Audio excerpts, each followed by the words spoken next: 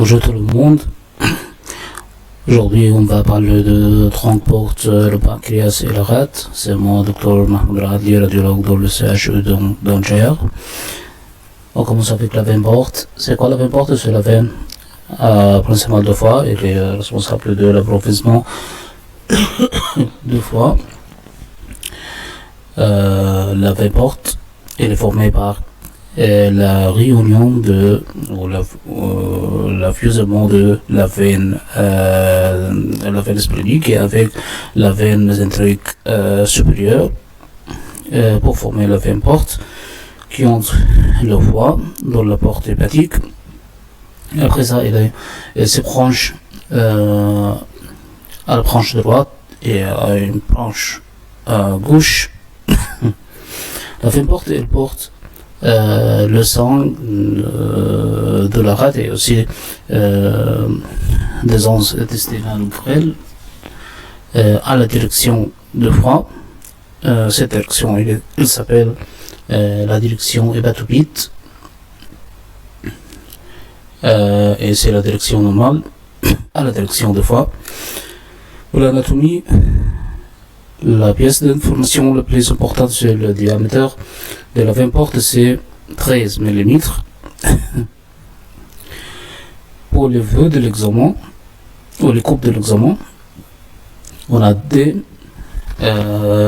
coupes principales pour examiner la veine porte. Numéro 1, c'est la vœu épigastrique transversale et aussi la vœu oblique dans la ligne axillaire médiane droite évidemment.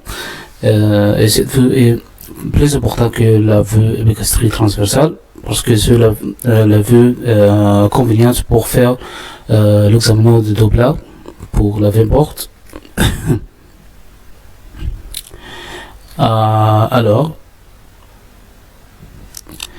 ici, on peut voir la vœu épigastrique transversale pour examiner la veine porte. C'est ici, et aussi c'est le cholédoque ou la voie principale biliaire. Et aussi, on peut voir un cercle ici, entre les deux, c'est l'artère hépatique. Dans cette image, on peut aussi voir la veine porte. Entre le foie. Ici, sur l'examen de Doppler, ou colaire Doppler, pour examiner la veine porte. On peut voir que sur la veine porte se branche à la branche droite et la branche gauche. Elle est pétante. Si on mesure le diamètre de la veine porte, il mesure moins de 13 mm sur le diamètre normal de la veine porte. Dans cette image, sur l'image T2, sans colaire Doppler, on peut voir l'apparence normale de la veine porte et elle s'apparaît comme un canal anéchogène comme ça, au noir comme ça. Ici on peut voir la veine porte avec l'ossification par la colaire Doppler. Et ici on peut voir la forme normale de l'onde de Doppler de la veine porte. Et aussi on peut mesurer la vitesse de flux de la veine porte. Normalement c'est 13 cm par seconde ou plus de ça, mais pas moins de 13 cm par seconde. Les caractéristiques normales pour la veine porte, c'est numéro 1, elle est perméable. Numéro 2, c'est le diamètre, il y a moins de 13 mm. Le flux, la direction du flux, c'est hépatobite, c'est bas hépatofugue. Le contraire de hépatobite, c'est hépatofugue et c'est pas normal. La direction normale, elle s'appelle hépatobite, c'est-à-dire à la direction du foie. Pour la vitesse de flux de la veine porte, c'est 13 cm par seconde ou plus, mais pas moins. Pour la maladie principale de la veine porte, c'est l'hypertension portale. C'est quoi l'hypertension portale? C'est une augmentation de la résistance au flux dans la veine porte, ça peut causer une augmentation du diamètre de la veine porte, numéro 1. Numéro 2, au stade 2, c'est une réduction importante de la vitesse de flux. Après ça, il y a inversion de flux, et c'est un stade retardé et avancé. Aussi, on peut voir l'ouverture du champ portosystémique ou les collatérales portosystémiques. Aussi, on peut voir la splénomégalie et enfin, on peut voir le site ou le penchement péritonéal au pleural. Même. Pour l'étiologie, il y a des causes hépatiques, il y a des causes pré-hépatiques, il y a des causes post-hépatiques. Les causes hépatiques sont les plus importantes. C'est le cirrhose, c'est plus fréquente dans notre pays, en France aussi. C'est le cirrhose, c'est le plus important pour notre pays, pour l'Égypte, pour le pays Afrique. On peut voir que la cause principale pour le cirrhose, des fois, c'est l'infection virale. Mais ici en France, la cause principale, c'est l'alcoolisme. C'est très important ici en France. Mais en Égypte, on peut voir les causes de l'infection virale. Pour les caractéristiques de cette maladie, numéro 1, on peut voir le diamètre de la veine porte, ou le tronc porte, c'est augmenté, c'est plus de 13 mm. Pour la vitesse, elle est réduite, c'est moins de 13 cm par seconde. Il y a aussi une version de flux, c'est des bateaux fugues à lieu d'être bateau bit. On peut aussi voir le champ ou le collatéral portosystémique. Enfin, on peut voir la splénomégalie et le penchement péritonéal. Ici, on peut voir dans cette coupe, on peut voir cet organe, c'est pas le foie, c'est la rate. Et ici, c'est la région iliaire. La région iliaire de la rate, on peut voir il y a deux canaux ici, deux véseux. Sans véseux, quand on utilise la colère de Blard, on peut voir qu'ils sont opacifiés et il y a de colère, il y a de flux dedans. C'est ça. C'est quoi c'est ici? C'est le collatéral ou le champ portosystémique causé par le cirrhose hépatique. On peut voir ici, c'est pas une foie normale, non, ce foie il est cirrhotique. On peut voir qu'il y a des irrégularités dans le surface hépatique aussi. Sur la densité, c'était pas homogène, c'était non homogène. On peut voir qu'il y a une maladie de cirrhose. Donc on a la maladie de l'hypertension portale et ça peut causer la présence de canaux ou des véseux multiples dans l'île splénique et ce sont les collatérales ou les chantes portosystémiques. C'est le même ici dans cette image. Ici on peut voir la vue oblique dans la ligne axillaire médiane ou la ligne axillaire intérieure. On peut voir la veine porte quand elle entre le foie. On peut voir qu'il est augmenté en diamètre, c'est pas en diamètre normal. Ici on a mesuré dans cette région, mais on peut aussi mesurer la veine porte dans le diamètre proximal. Ici, on peut voir que c'est plus de 13 mm.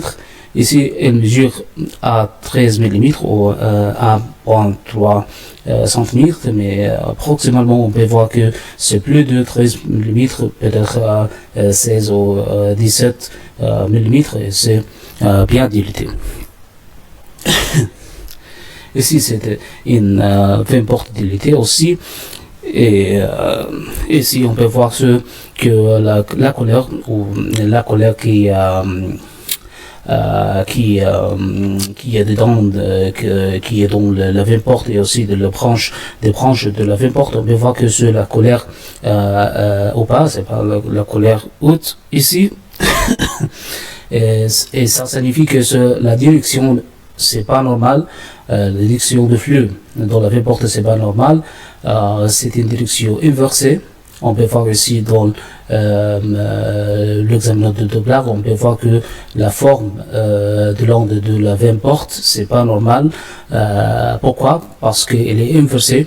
Elle devait être ici dans cette direction, dans ce côté de la ligne basique, mais ici on peut voir que l'onde est inversée et aussi c'est pas important ici dans ce cas qu'on mesure la vitesse parce que la direction c'est pas normal, principalement c'est pas normal, mais quand la direction de flux est normale, c'est-à-dire cette direction de la ligne basique, on peut examiner on peut évaluer la vitesse et il faut être plus de 13 cm par seconde. Sur la même ici, on peut voir que la veine porte de le flux dont la veine porte c'est pas normal. Pourquoi? Parce que il a la colère bleue dans ce cas. Ça signifie que c'est la direction de flux dont la veine porte c'est pas normal. C'est pas à la direction de fois, c'est inversé. C'est hépatofugue, c'est pas hépatobite, c'est hépatofugue et c'est pas normal. Et ça signifie en cas de hypertension portale très très avancée. Alors, la seconde maladie dans ce cours, dans cette session, c'est le thrombose portal. Désolé pour la faute de l'écriture ici, ce portal se sent en un, mais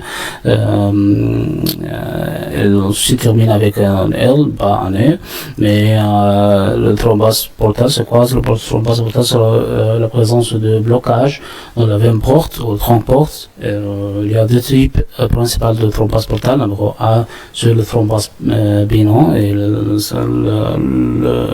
second type c'est le thrombose malin.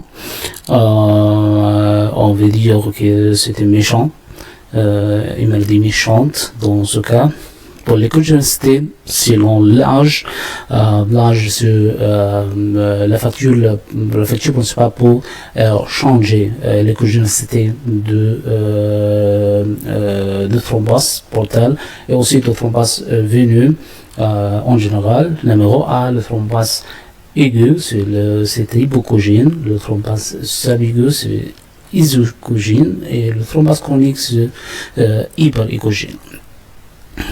C'est très important pour déterminer l'âge d'un thrombose parce que ça peut affecter la prise de charge de ce patient et le tableau clinique en général. Ici, on peut voir que la veine porte et aussi les branches principales, la branche principale gauche et droite, ils sont totalement bloqués. Elles ne sont pas perméables, elles sont totalement bloquées par un thrombose. Ce thrombose est isocogène. On peut dire que c'est l'âge de ce thrombose, c'était pas aigu, c'était pas un thrombose aigu, c'était pas de thrombose chronique, mais c'était un thrombose subaigu. Ici, on peut voir que il n'y a pas de colère, il n'y a pas de flux dedans de la veine porte ou de branche principale après l'application de l'examen de Calais Doppler ou de la Calais Doppler, mais on peut noter qu'il y a deux foyers comme ça de colère. Cette colère ici, c'est pas signifie le flux veineux, mais ça signifie le flux artériel. Pourquoi il y a des flux artériels dans le thrombose veineux ici? Parce que c'était pas un thrombose bénin, c'était un thrombose malin à cause de l'extension de tumeur malin. C'était quoi? Le plus fréquent, c'est le tumeur hépatique qui s'appelle le carcinome hépatocellulaire, c'est très commun et très fréquent de causer thrombose malin dans la veine porte ou les branches principales comme ça. Ici c'est le même, on peut noter que c'est la veine porte principale, c'est partiellement occupé par un thrombose comme ça. Ce thrombose, on peut voir que si après l'application de la colère Doppler, on peut voir qu'il y a de flux, il y a un flux partiel ici dans la lumière de la lumière veineuse, mais ici on peut noter aussi la présence de foyers de flux artériel et avec l'application de Doppler, on peut noter qu'il y a un onde artérielle dans le thrombose veineux. Ça signifie que c'était pas thrombose pénal, mais c'était un thrombose mélan causé par l'extension ou l'infiltration par un carcinome hépatocellulaire. Ici, on peut noter un processus très important. C'est un résultat ou une complication bien connue de la veine, de thrombose de la veine porte chronique, en particulier le thrombose bénin, pas le thrombose malin, mais c'est le thrombose bénin avec le passage de temps. On peut noter que ici on peut noter qu'il n'y a pas de on transporte en fait c'est des canaux comme ça. Avec l'application de la colère Doppler, on peut noter flux de directions différentes dans ce canal. C'est pas le tronc porte, c'est pas la veine porte, mais on peut noter que c'est la présence de canaux comme ça. Ce processus s'appelle la transformation cavernématose. C'est une complication bien connue de thrombose chronique de la veine porte. C'est le même ici.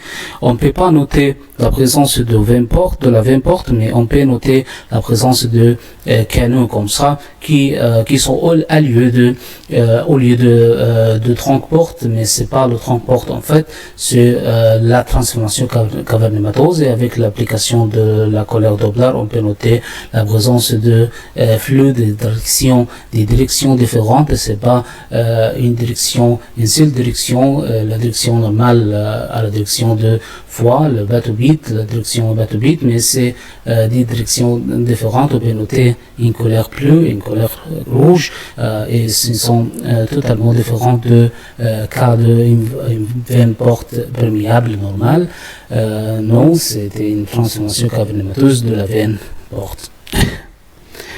On va continuer avec le pancréas. Donc le pancréas est un gars très important, mais dans notre cas ici, dans notre cours, dans l'examen bulbe abdominal, c'est pas très important. Pourquoi? Parce que dans la majorité des cas, il est masqué par le gaz colique, totalement ou partiellement masqué par le gaz colique. Donc on peut pas commenter sur on peut pas dire que le pancréas est normal, le pancréas est totalement normal et le canal pancréatique principal n'est pas dilaté. Ce commentateur, on peut pas dire ce commentateur, sauf on peut voir le pancréas totalement et clairement, mais c'est pas le cas dans la majorité de nos patients. Donc, pour les parties du pancréas, on sait que sur la tête, la tête, et le diamètre AP, normal, pas plus de 13 cm, le processus ensiforme, l'asthme, le corps, le cul, et aussi on peut commenter sur le diamètre du canal pancréatique. Il faut être moins de 3 mm. والإيكوجينستي ou l'écostructure, les hypocogènes et les hypocogènes, normalement hypocogènes chez les enfants, mais chez les adultes, on peut noter que l'écogénicité augmente. C'est isocogène ou même hypercogène dans le cas des adultes. Donc, dans cette image, on peut voir un diagramme très important. C'est quoi? Sur le pancréas, sur la région épigastrique, en général, on peut noter la présence de pancréas ici. Ici, on peut voir la présence de l'estomac, le foie. Et ici, on peut voir la vertèbre. Et avant de la vertèbre, on peut voir la présence de les vésures rétropéritonéales principales sur l'aorte et aussi la veine cave inférieure, l'aorte à gauche et la veine cave inférieure à droite. On peut noter la présence de une artère plus petite de l'aorte, et avant de l'aorte c'est l'artère mésenterique supérieure, et au côté gauche, au côté droit, on peut noter la présence de la veine mésenterique supérieure qui fusionne avec la veine splénique qui vient de la rate ici et passe postérieurement et inférieurement des culs de pancréas, et après ça il fusionne aussi pour former le tronc porte ou la veine porte dont on a parlé déjà. Ici on peut noter la présence dans ce diagramme, on peut noter le duodénum comme c'est une forme C comme ça qui entoure la tête et le processus ensiforme du pancréas. Ici on peut noter aussi l'autre partie du pancréas sur le cou du pancréas, il s'appelle l'isthme de pancréas. Ici, on peut noter le corps et le cul qui a une relation assez directe avec l'huile splénique. Ici, on peut noter le passage de la veine mésentérique supérieure avec et parallèle de l'artère mésentérique supérieure. La veine mésentérique supérieure ici dans cette partie dans cette région entre l'isthme pancréatique et la tête pancréatique, et enfin le processus ensiforme. On peut noter que c'est la région, c'était la région pour le fusionnement de la veine splénique avec la veine mésentérique supérieure pour former la veine porte, et après ça la veine porte entre le foie pour se brancher en la veine, la branche droite et la branche gauche dans le foie. Pour le technique, l'examen, c'est un examen qui est réalisé dans la région épigastrique, principalement une coupe transversale, mais aussi on peut utiliser, on peut ajouter la coupe longitudinale aussi dans la même région qui est la région épigastrique. Cette image, c'était la coupe transversale dans la région épigastrique pour examiner le pancréas avec le côlon qui n'est pas distendé, qui n'est pas dilaté par le gaz. Donc on peut voir assez totalement le pancréas. On peut noter la présence d'une vertèbre ici, c'est une vertèbre lombaire, et ici on peut noter la présence avant, on peut noter la présence de l'aorte à gauche et la veine cave inférieure à droite, et aussi la présence de l'artère mésentérique supérieure avant de l'aorte, et entre les deux il y a une veine qui passe de gauche à droite sur la veine rénale gauche qui se termine dans la veine cave inférieure. Ici, on peut noter aussi le pancréas. Ici, c'est la partie qui s'appelle le processus cuniforme. Ici, on peut noter la tête et l'isthme, le corps et le cul. Ici, il y a quelque chose qui a air dedans. Il y a deux gaz dedans. C'est quoi? Sur le stomac. Cette partie ici, c'est la partie inférieure de l'aile gauche du foie.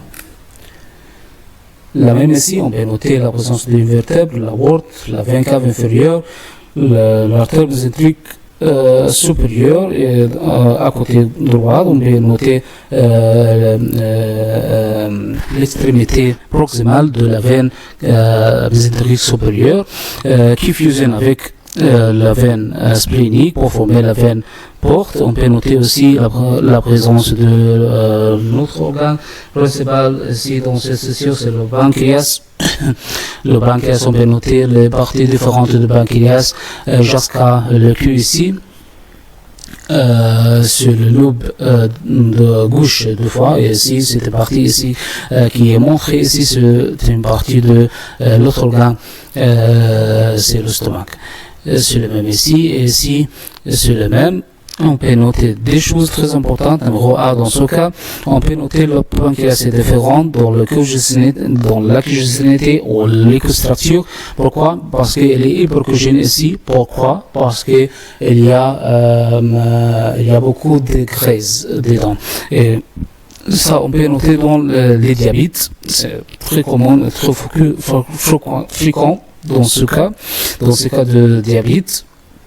C'est très important de savoir, c'est pas une maladie grave de pancréas, la présence de graisse, l'infiltration graisseuse de pancréas, c'est pas une chose grave, mais peut-être ce patient diabète, donc on peut noter que le pancréas n'est pas totalement normal, mais c'est pas une chose grave quand on trouve l'infiltration graisseuse de pancréas comme ça.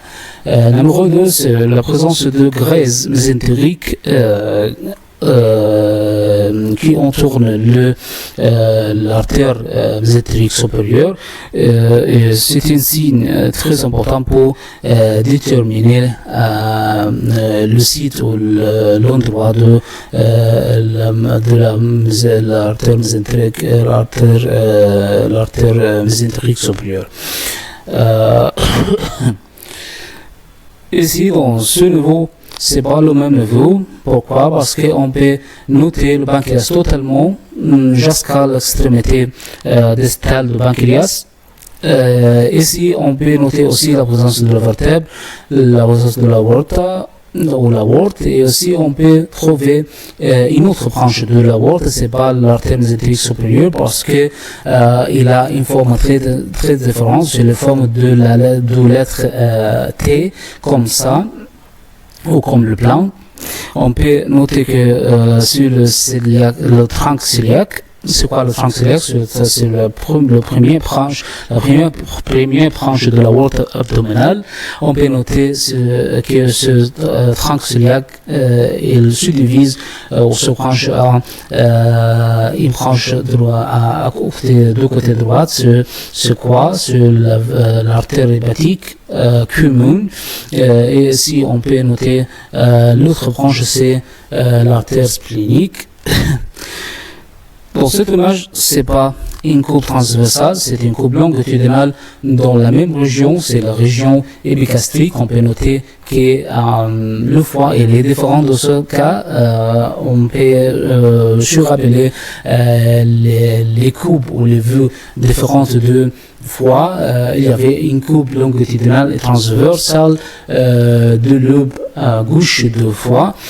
C'est la coupe longitudinale pour le lobe gauche de foie. On peut noter aussi la présence de notre organe principal ici sur le pancréas. Ici on peut noter un visuel rétroperitonéal, c'est pas la aorte, et sur la veine cave inférieure, parce que le diamètre est moins ici, et aussi le diamètre n'est pas homogène, c'est différent à l'extrémité proximale de l'extrémité distale. Ici on peut noter aussi la présence de diaphragme, c'était le même. Ici on peut noter des vertèbres multiples, c'est pas une seule vertèbre, mais c'est des vertèbres, ce sont vertèbres multiples, parce que c'est une coupe longitudinale, c'est pas une coupe transversale comme ça. Et il y a ici une seule vertèbre, mais ici on peut noter des vertèbres multiples. Dans ce cas aussi, on peut noter que le pancréas c'est assez engorflé et aussi c'est hypercogène parce qu'il y a une filtration gazeuse dans le pancréas. La pathologie principale de pancréas sur le pancréatite, c'est quoi le pancréatite? C'est une inflammation aiguë ou chronique du pancréas. Et le pancréatite aigu, c'est très important dans les cas d'urgence. On peut noter qu'il y a des patients qui viennent avec des douleurs abdominales aiguës, sévères. Il y a en particulier et principalement ce sont dans la région épigastérique, peut-être dans la région aussi hypochondrique droite, mais c'est principalement dans la région épigastérique et aussi il y a des douleurs dans les deux aussi. Le patient n'est pas capable de s'allonger, n'est pas capable de se coucher. Il y a des égouts brutaux, il y a des vomissements importants. Avec ce cas, on peut avoir un diagnostic très important. C'est quoi le diagnostic? C'est le pancréatite et aussi le diagnostic différentiel, c'est quoi? Sur le gastrite, sur le duodénite. Il y a des autres, et aussi c'est le cholestite. Il y a des autres maladies différentielles, mais c'est principalement sur le pancréatite. Le diagnostic de bronchiolite, c'est pas principalement radiologique, c'est un diagnostic de tableau bioclinique, mais on peut trouver quelques modifications de l'image normale de pancréas par l'échographie. C'est difficile dans ce cas parce que le patient n'est pas capable de s'allonger et aussi il y a une difficulté de mettre le sonde de l'échographie sur le ventre de patient à cause des douleurs brutales, des douleurs sévères. Donc, mais quand on peut utiliser l'échographie pour examiner ce patient, on peut trouver le pancréas comme dans cette image ici, on peut trouver le pancréas engorflé, aussi c'est totalement hypocogène et diffusement hypocogène, comme ça c'est pas isocogène, c'est pas hypercogène, mais c'est hypocogène. Et si c'est le même, on peut trouver qu'il y a un engorflement, on peut noter que le corps de pancréas principalement c'est élargi. Et aussi on peut noter que les structures du pancréas c'est pas normal, c'est diffusement hypocogène. Le même ici.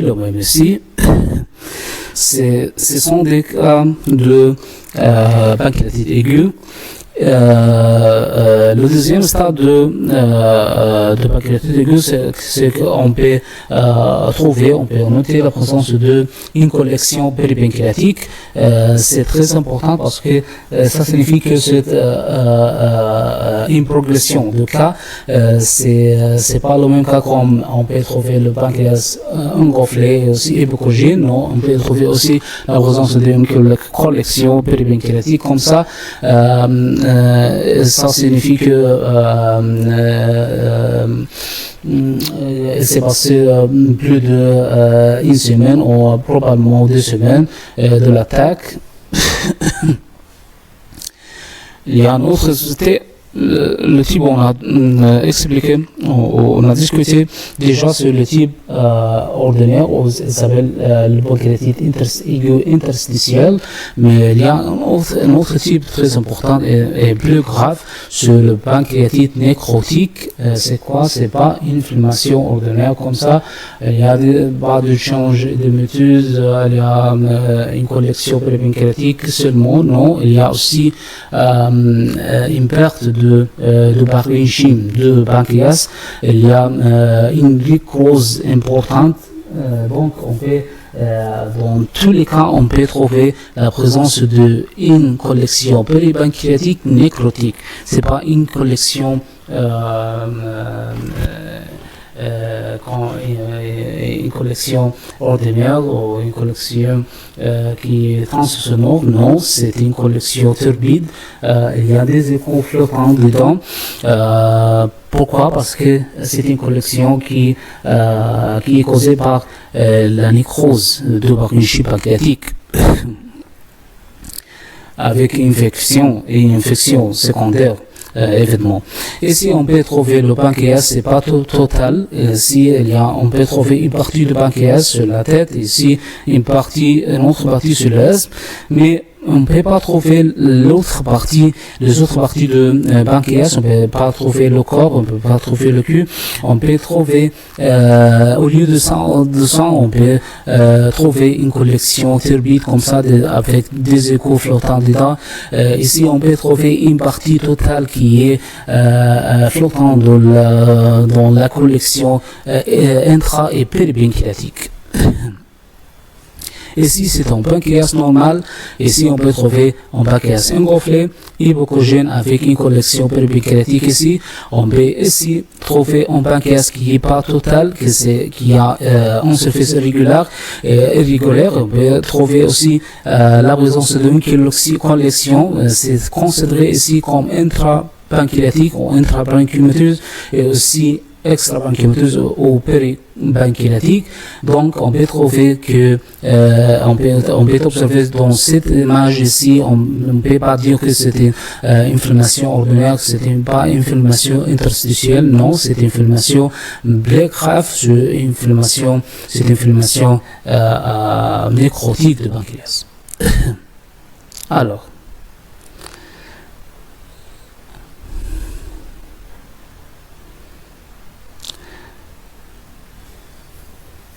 on se termine par la rate pour cette session. La rate, l'anatomie macroscopique de la rate, la pièce d'information la plus importante sur la taille. Elle est la taille de la rate, la rate. C'est quoi la taille de la rate? La taille est, tout d'abord, la taille de la rate, elle est mesurée dans l'axe longitudinal de la rate, d'un pôle à l'autre pôle de la rate. Elle mesure normalement à 13 cm. On a dit le chiffre 13 trois fois dans cette session. Numéro 1, c'est le diamètre normal de la veine porte. Numéro 2, c'est la vitesse normale de la veine porte, 13 cm par seconde. Et enfin, sur le diamètre normal de la rate, c'est pas 13 mm comme la veine porte, non, c'est 13 cm. C'est très important de distinguer le diamètre de la veine porte par le millimètre, il est mesuré par le millimètre, et la rate, elle est mesurée par le centimètre. Donc, ici, dans cette image, on peut expliquer l'anatomie macroscopique de la rate. Ici, on peut trouver des pôles de pancréas. On peut observer la présence aussi de deux surfaces, une surface externe et une surface interne de la rate. Dans le surface interne, on peut trouver une partie ou une région qui s'appelle l'île splénique ou l'île de la rate. Dans l'île, on peut observer le passage de vésicles différentes de veines une veine qui sort et aussi une artère qui entre dans la rate. Pour la technique, pour l'examen de la rate, l'examen de la rate, c'est pas facile. Peut-être c'est la coupe la plus difficile de l'examen pelvien abdominal. Donc, on peut dire que tout d'abord, on doit savoir que la rate, elle est totalement masquée par les côtes thoraciques gauche 9e, 10e et 11e coude thoracique de gauche, thoracique qui couvre assez totalement la rate. C'est numéro 1. Numéro 2, c'est le niveau de la rate, c'est pas le même niveau de foie, non. C'est pas le même niveau que le foie, mais c'est plus supérieur et aussi plus postérieur. Donc, on peut dire dans ce cas que on doit, pour examiner la rate, on doit aller plus supérieur et plus postérieur de la coupe pour examiner le foie. Donc, conclusion. Pour examiner la rate, on doit mettre le centre dans la région hypocondrique gauche ou le dans le hypocondre gauche dans la ligne axillaire postérieure. C'est pas la ligne axillaire antérieure, c'est pas la ligne axillaire médiane, non, c'est la ligne axillaire postérieure. Donc,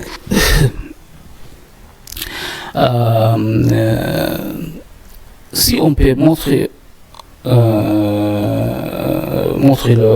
rate avec l'échographie, on va avoir une image très gentille comme ça. On peut voir que sur la rate, ici sur le surface interne, sur le surface externe, ici on peut dire que sur le pôle de pancréas supérieur, ici le pôle inférieur, et aussi on peut voir des canaux transsonaux. Ici c'est quoi? Sur les vaisseaux de la rate. Dans ce cas, quand on peut voir le pôle inférieur, le pôle supérieur, aussi l'huile de la rate, on peut mesurer la rate comme ça, on peut mesurer avec une ligne de pôle inférieur au pôle supérieur pour mesurer la rate qui est le diamètre de la rate, c'est normalement 13 cm au moins, mais pas plus. Ici, la rate ici, avec l'application de la couleur Doppler pour visualiser le vaisseau splénique, si c'est pas la rate sur le foie. Ici, on peut voir une variante anatomique très fréquente, il s'appelle en anglais c'est spléniole, mais en français on peut dire que il s'appelle la rate ou la rate accessoire. La rate accessoire c'est très très fréquente. On peut voir la rate accessoire dans la région de l'île splénique. C'est la région plus fréquente. C'est quoi la rate accessoire? C'est comme une partie de la rate qui est séparée totalement de la rate, mais il a la même écostructure de la rate principale. Ici, on peut voir pas une seule rate accessoire, on peut voir deux rates accessoires comme ça. La maladie la plus importante de la rate, c'est la splénomégalie.